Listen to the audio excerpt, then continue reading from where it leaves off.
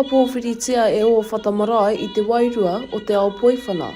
We're just coming to learn some tricks and skills for real games and learn how to play. He mahanga a rani rāua ko mili makiha o te aroa waka e kai ngā kauwana ki te tākaro poiwhana me te piki ki ngā taumata o te hākina nei.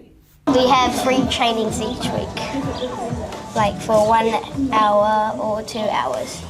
Yeah, I think this project gives them a chance to play football and do sport, get a feed, and learn from each other, learn life skills, be positive members of the community. Ko Andrew Aris te prehitini o te kaupapa nei, kia poipoi I ngā pūkenga o ngā tamariki katoa, kia whai wāhi ai rātou ki ngā tākuro nui tai oreore o te ao poiwhana.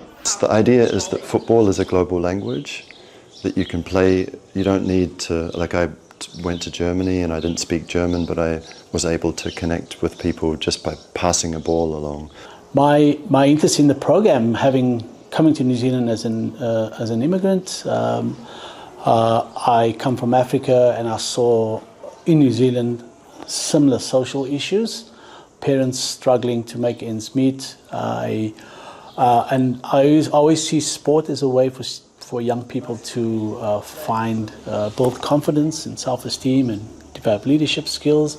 So my personal pledge as the Mayor of Rotorua is to make sure that we're supporting programs where everybody in Rotorua can help to improve their health and have good well-being. He hōtaka tēnei e kawe ana I te whāinga kia whakau I ngā pū ki ngā poiwhana.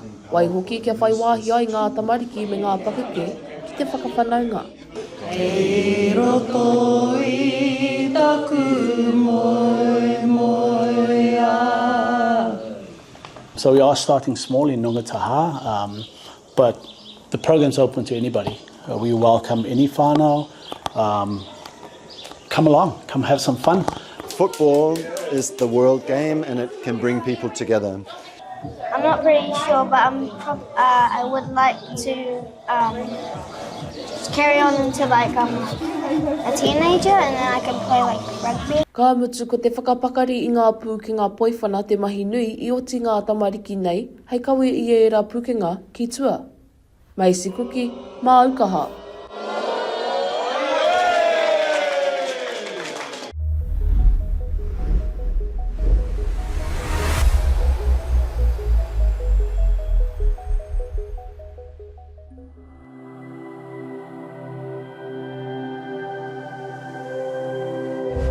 Ko te reo, te take.